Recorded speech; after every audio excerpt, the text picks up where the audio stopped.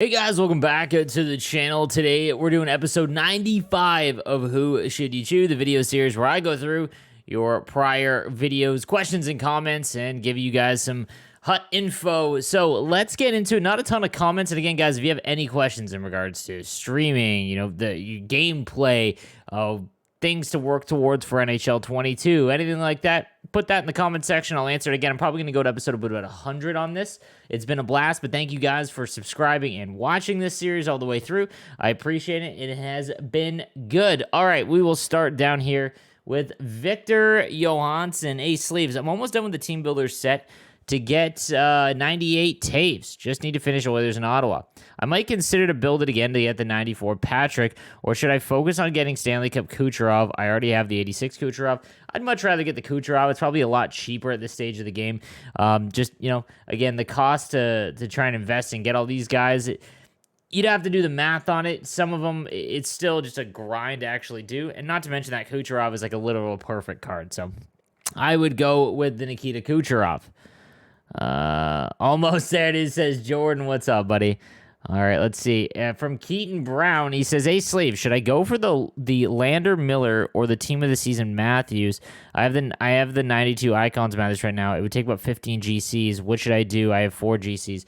Are you talking about the summer? I'm assuming the Keandre Miller.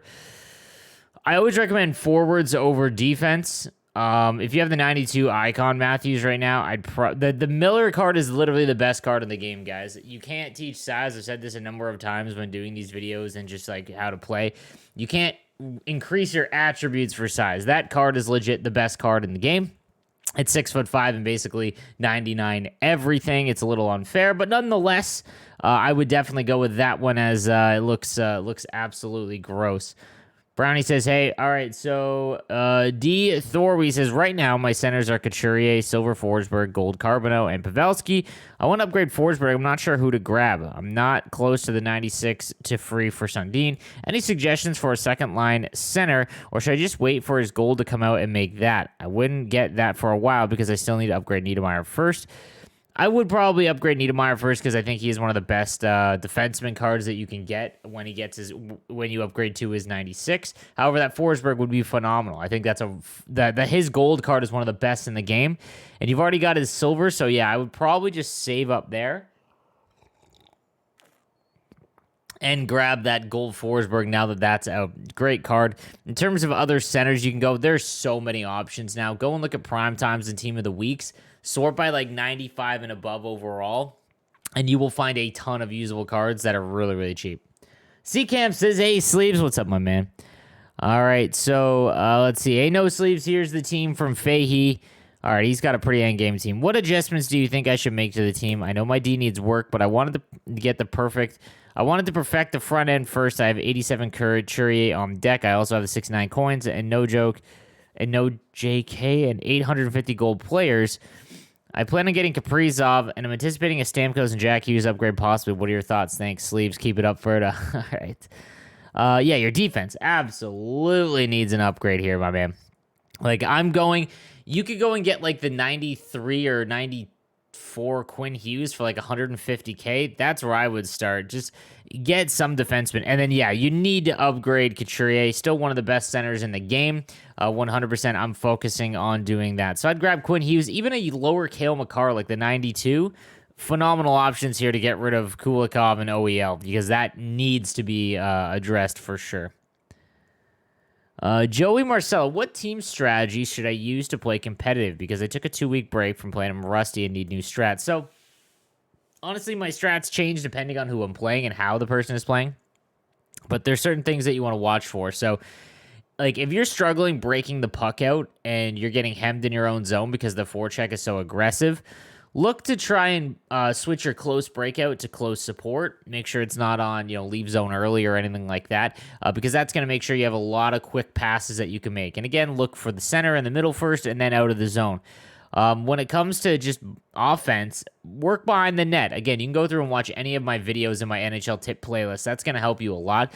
But start cycling. Another really good thing that I started doing is, and I don't know if I'm ever going to change this back, but is I put my defensemen on their strong side. So righties on the right, lefties on the left. And what that forces you to do is pass the puck around and cycle it and get it down low because you know that you're not going to take a one-timer up at the point.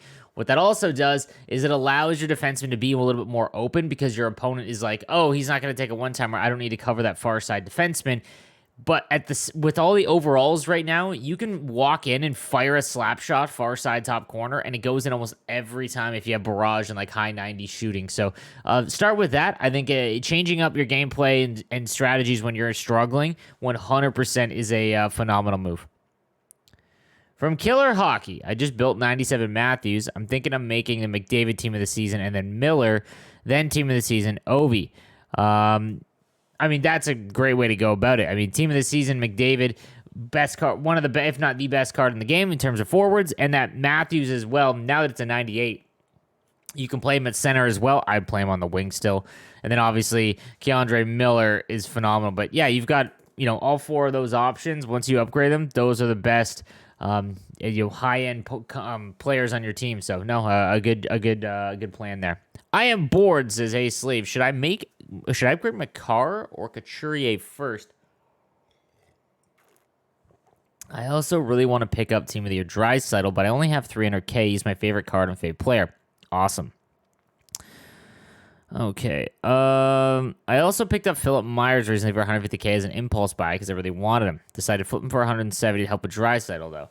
Now I have an empty slot, so I filled it with Leech Temperlitis. Should I keep Leech there until I get Draisaitl, or should I buy someone to replace him? I'm also tempted to spend my coins on cards I've wanted since they came out, but I also want to save my coins for Draisaitl. Any tips on not spending coins? The players I'm talking about are like our 94 Clefbaum, 94 Hamilton. Do you think buying these cards would help my lineup? Here's my lineup. Obviously, those cards are significant to help your lineup. Leech is so slow, and so is Coffee, honestly, when you compare it at this stage of the game. But if you really want that team of the year Draisaitl, that is going to cost an absolute boatload because that is probably one of the best, best cards in the game as well. I mean, honestly, dude, you can split the difference and not get Clefbaum and Hamilton. And like I said, go with the cheaper Quinn Hughes, go with a cheaper Makar, and those will fill in fine for you. In terms of getting Draisaitl, man, like you're going to have to just hope for a pull. Take tradable rewards and just hope for a big pull. I don't know if he'll go down under $1 million ever, but maybe as the game goes along. But I would keep working towards it, man. Against Hockey Ultimate Team, I always say, play with your favorite cards regardless of competitiveness. And even though he's one of the best cards, it's going to take you a long, long time to get him. Team of the season, Panarin, or 95 Gartner, or someone else 500K-ish right-handed. And should I upgrade to Silver, Coffee, or Lafleur? Okay, upgrade Coffee to Silver over Lafleur for sure, because the upgrade is just not that much different. In terms of team of the season, Panarin or Gartner, I am not a fan of Panarin cards. I think they play really weak. They get bumped off the puck extremely easily. I would go Gartner. I actually, you know what? Team of the season, Panarin can still go up. So that might be a better way to go. In terms of like another 500K right-handed winger, I mean, you could get any of the McKinnons. Like I said, guys, the primetime and team of the season cards are the ones you want to focus on, okay? Like, they're so much cheaper. They drop in price because they're not master items, and you can snag a couple of great buys that way. James Culp says, do you think it's better to make 2 times the gold collectibles and just make the 97 you want, or save the playoff collectibles for the choice set? I think it's better to make 2 times gold collectibles and just make the 97 you want. Honestly, yeah, just make the 97 you want. All of them are essentially endgame cards. Like, they're not going to be like, you could use them for the rest of the game and be fine. So that's definitely where I would go in that instance. From Nick LaFerre says, if I need Kaprizov more for my current team, but down the line I won't because of the 97 Richard as a Habs fan, should I get him or sacrifice my current team to get Miller? Miller over Kaprizov in terms of HUT. Kaprizov is one of the coolest players in the league, though, so that's up to you. But Miller over Kaprizov for sure. I did all the challenges, and I was down 1 silver collectible for the set. I believe that they've said that they're going to implement something to allow you to get that. Trey Duncan, I was looking to get one last left-handed forward for my team. I was thinking of team of the season, Draisaitl or McDavid. Which would you recommend? I only have 1 forward spot left. It's for a winger. I would go McDavid. He just plays better on the wing. However, that team of the season, Draisaitl, is a really good center, like one of the best you can get. all up to you in terms of, I would probably go McDavid. Sleeves, I've got a 97 overall team at the moment and 5 out of 6 of the team sins. With most cards having 99 stats, is there any reason I should try to get every team sin? The only ones I notice are Distributor, Spark, and Barrage. Should I spend more coins on getting every team sin or just high-end players I enjoy playing with? At this point, man, high-end players you just enjoy playing with. And honestly, you'll probably end up just falling into all of the team synergies because these cards have so many on them. But yeah, just 100%. Free-to-play player who just activated 6 team. Can I get a shout-out? Shout-out, my man. Get the 6. You got your 6 team sins. Let's go. From J Astro. Sleeves. Been a while, so I'm not sure. So I'm sure I'm not making the video. But if this comment does happen to make it, I'm just wondering what my next move should be synergy-wise. What synergy should I go for next? Or should I stay where I'm at with any upgrades? Take a look.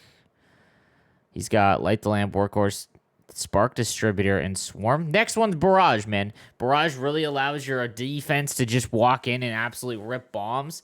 That's where I would go next, in my opinion. And, guys, so like I said, you know, the comments and whatnot, obviously, it's a yearly game, so NHL's interest is going to die down a little bit, but I'm not stopping. So if you have any questions, like I said, feel free. Keep asking. I'm going to keep doing these videos as long as you guys are still commenting, up to probably about episode 100. But if you haven't checked out my wish list series, guys, I'm going through all of the comments and looking at what you guys want to see in the game and then kind of addressing it in all my videos. I think it's a little bit more advantageous to do at this point because we're starting to talk about NHL 22, and I can relay those things to the devs. But guys, thank you for watching again. Please subscribe to the channel for daily NHL content and check me out on Twitch. I stream live 12 p.m. Eastern time every single day. Link is down below. Have a good one, fellas.